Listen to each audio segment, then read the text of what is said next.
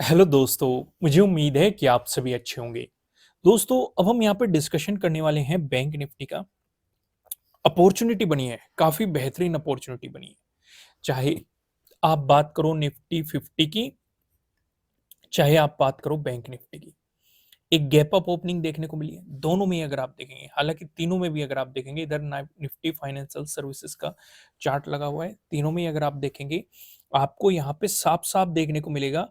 Previous day high का भी breakdown देखने को मिल रहा है, प्रीवियस डे क्लोजिंग का भी ब्रेकडाउन देखने को मिल रहा है।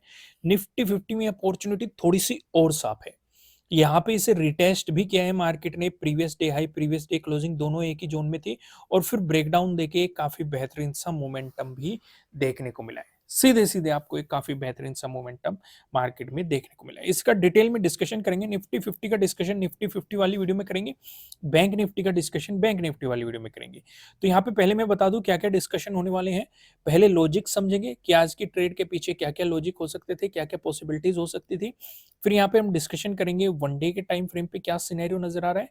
फिर हम यहाँ पे देखेंगे 15 मिनट के टाइम फ्रेम पे, क्योंकि एक जोन पे और ज्यादा फोकस करना जरूरी हो जाता है। अगर हम इसे आगे एक्सटेंड करेंगे, मैं इसे आगे एक्सटेंड कर देता हूं आपके लिए, आपको तभी पिक्चर अच्छे तरीके से समझ में आएगी। ठीक है, एक्सटेंड हो चुका है ये। ध्यान से नोटिस करो, जो आज भी ये गिरावट आई है, ये इसने इसी जोन में सपोर्ट लिया है। सिक्स्थ को भी मार्केट इसी जोन की रेस्पेक्ट करता रहा था। ध्यान से अगर आप देखेंगे, पूरे दिन मार्केट इस जोन को ब्रेक डाउन देने की कोशिश करता रहा। पीछे आ जाओ, फिफ्थ को भी मार्केट ने इसकी रेस्पेक्ट करी है, और पीछे आ जाओ फर्स्ट को भी मार्केट ने इसकी रेस्पेक्ट करी है, और उससे पहले भी मार्केट इसकी रेस्पेक्ट करता हुआ आ रहा है, क्योंकि हम काफी दिनों से डिस्कस करते आ रहे हैं। क्योंकि कल यही तो डिस्कशन हुआ था कि अगर इस लेवल का मार्केट ब्रेकडाउन दे देता है तो आपको फिर से अपॉर्चुनिटीज मिल सकती है नेगेटिव साइड। तो इसलिए फिर से आज फिर इसका डिटेल में डिस्कशन होगा। लेकिन अभी हम यहाँ पे लॉजिक को समझ लेते हैं कि 5 मिनट के टाइम फ्रेम पे आपको क्या क्या सिचुएशंस मार्केट में दिखाई दे रही है। सबसे पहली बात, मार्केट ने एक गैप अप ओपनिंग दी। सीधे सीधे आपको ये सिनेरियो दिखाई दे रहा है। गैप अप ओपनिंग के साथ आपको एक ग्रीन कैंडल यहाँ पे देखने को मिल रही है, लेकिन बड़ी गैप अप ओपनिंग है। काफी लोगों को कंफ्यूजन ये रहता है कि बड़ी गैप अप ओपनिंग या छोटी गैप अप ओपनिंग कैसे फाइंड आउट करते हैं। अगर बैंक निफ्टी के सिनेरियो को देखो तो मैं कंसिडर करता हूँ 250 प्लस पॉइंट, और अगर निफ्टी 50 के सिचुएशन को देखो तो मैं कंसिडर करता हूँ 100 प्लस पॉइंट। मतलब ये मेरा पर्सनल ओपिनियन है, जिसके बेस पे मैं बड़ी ग्रीन कैंडल, बड़ी रेड कैंडल, बड़ी गैप अप ओपनिंग, बड़ी गैप डाउन ओपनिंग को कंसिडर करता हूँ, और मैं शांति से बैठ जाता हूँ कि अब मार्केट में क्या सिचुएशन बनेगी या किस तरीके से आपको काम करना चाहिए। आइए सिचुएशन समझते हैं।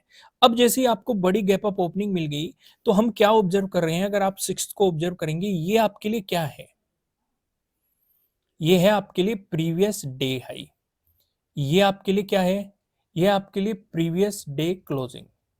ये क्या है आपके लिए? ये क्या है आपके लिए? प्रीवियस डे लो। क्या कुछ और भी यहाँ पे इंपॉर्टेंट है? बिल्कुल इंपॉर्टेंट है। ये क्या है? 46,000 का राउंड लेवल। तो ये कल भी चीजें डिस्कस की गई थी कि जब तक 46,000 का ब्रेकआउट नहीं मिल जाता, प्राइस ऊपर सस्टेन नहीं कर जाता, आपको पॉजिटिव साइड नहीं जाना चाहिए। यहाँ पे मार्केट ने ब्रेकआउट जरूर दिया है, लेकिन प्राइस सस्टेन नहीं कर पाया। अगर आप इस रेड कैंडल पे फोकस करेंगे, इसने इन दोनों कैंडल को इंगल्फ कर लिया है। अगर आप इंगल्फ कैंडल के बारे में नहीं जानते हैं तो वेबसाइट पे आपको सारी डिटेल मिल जाएगी। वेबसाइट पे जाएंगे, आपको वहां पे मिल जाएगी। यानी कि अगर पहली कैंडल का फॉर्मेशन हो रहा है किसी भी रूप में, उससे अगली कैंडल उसे पूरी तरीके से कवर कर लेती है। ठीक है, इसे इंगल्फ कैंडल रहते हैं। प्रॉपर्टीज अलग अलग होती है भाई। अगर ये रेड कैंडल बनी है, ये ग्रीन बन रही है तो अलग सिचुएशन रहेगी, ये ग्रीन है ये रेड बन रही है तो अलग सिचुएशन रहेगी।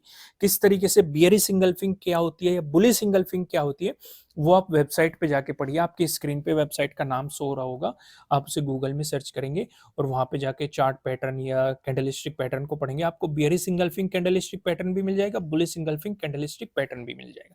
लेकिन हम बात कर रहे हैं यहाँ पे प्राइस एक्शन की। प्राइस एक्शन पे यानी कि हमें क्लियर एक बात तो समझ में आ गई कि मार्केट ने 46,000 का ब्रेकआउट दिया है, लेकिन प्राइस ऊपर सस्टेन नहीं कर पाया। अचानक से हमें एक रेड कैंडल पूरी दोनों कैंडल को इंगल्फ करती हुई दिखाई दी, और फिर से हमें 46,000 का ब्रेकडाउन मिल चुका है। तो इसका मतलब पॉजिटिव सिनेरियो तो नहीं बन सकता, क्योंकि पॉजिटिव सिनेरियो अब तब बनेगा, मार्केट ने यहाँ पे बना दिया आपके लिए ट्रेडिंग डे हाई। जब तक इस ट्रेडिंग डे हाई का ब्रेकआउट नहीं मिल जाता, एक चीज क्लियर होगी कि पॉजिटिव साइड हम नहीं बैठ सकते। दूसरी चीज मार्केट ने इंटरेस्टिंग यहां पे क्या करी, अब ये क्या है आपके लिए, ये है आपके लिए प्रीवियस डे हाई। ध्यान से अगर आप देखेंगे पहली, दूसरी, तीसरी, चौथी, पांचवी, इन कैंडल्स पे अगर आप फोकस करेंगे तो मार्केट कहीं ना कहीं प्रीवियस डे हाई पे सपोर्ट ले रहा है, इसका ब्रेकडाउन नहीं दे रहा है। फिर से ध्यान से समझो, लेकिन हम रेडी हो चुके हैं कि इस बीच मार्केट ने टाइम स्पेंड कर दिया है, या तो वो अपने ट्रेडिंग डे हाई का ब्रेकआउट देके ऊपर निकल जाए, या फिर अपने वो प्रीवियस डे हाई का ब्रेकडाउन देके नीचे निकल जाए। भाई अगर ट्रेडिंग डे हाई का ब्रेकआउट देके ऊपर निकला तो पॉजिटिव साइड सोचेंगे, और अगर यहाँ पे अपने प्रीवियस डे हाई का ब्रेकडाउन देके नीचे निकला तो नेगेटिव साइड सोचेंगे, क्योंकि फिर सपोर्ट की पॉसिबिलिटीज कहाँ कहाँ बन सकती है। प्रीवियस डे क्लोजिंग पे अगर इसका भी ब्रेकडाउन मिला तो प्रीवियस डे लो कह रहा हूं, और यहाँ पे एक इंपॉर्टेंट सपोर्ट जोन भी है जो मैंने अभी आपको वन डे के टाइम फ्रेम पे भी दिखाया था और 15 मिनट के टाइम फ्रेम पे दिखाया था। वन डे के टाइम फ्रेम पे नहीं, 15 मिनट के टाइम फ्रेम पे मैंने दिखाया था ना आपको, आपके याद होगा। तो सिंपल सिंपल सा आपको मार्केट ने प्रीवियस डे हाई का ब्रेकडाउन दिया है, एक बेहतरीन सी अपॉर्चुनिटीज दी है।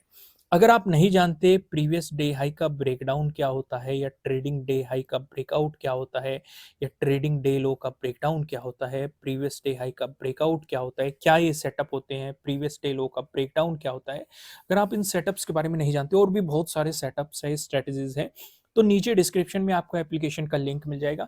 फिलहाल हमने सभी चीजों पे 50% ऑफ कर रखा है, तो आप जाके अपनी नॉलेज को इंक्रीज कर सकते हैं। ठीक है, आइए सिचुएशन हम आगे बढ़ाते हैं और वन डे के टाइम फ्रेम पे चलते हैं।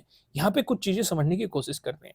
अब पिछली लास्ट 3 कैंडल पे फोकस करो, क्या नजर आ रहा है आपको अगर आप इन तीनों कैंडल पे फोकस करें। पहली ये एक रेंज में बनी है, दूसरी अगर आप कैंडल पे फोकस करेंगे आपको किस तरह की कैंडल्स देखने को मिल रही है, ध्यान से नोटिस करना।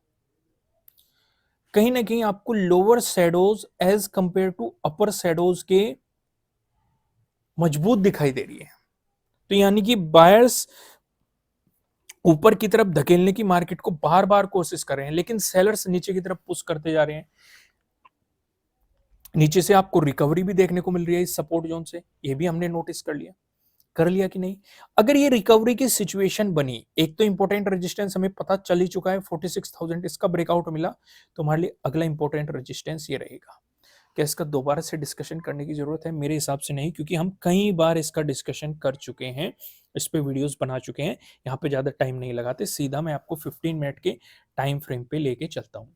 यहाँ पे समझते हैं, अगर आप देखेंगे क्या क्या अब इंपॉर्टेंट हो गया, ये वाला जोन, ये क्या हो गया, प्रीवियस डे हाई, और क्या इंपॉर्टेंट है, ये वाला प्रीवियस डे क्लोजिंग, और क्या इंपॉर्टेंट है, ये वाला प्रीवियस डे लो, और इसके अलावा क्या इंपॉर्टेंट है, ये वाला 46,000 का एक राउंड लेवल, और क्या इंपॉर्टेंट है, ये वाला सपोर्ट जोन।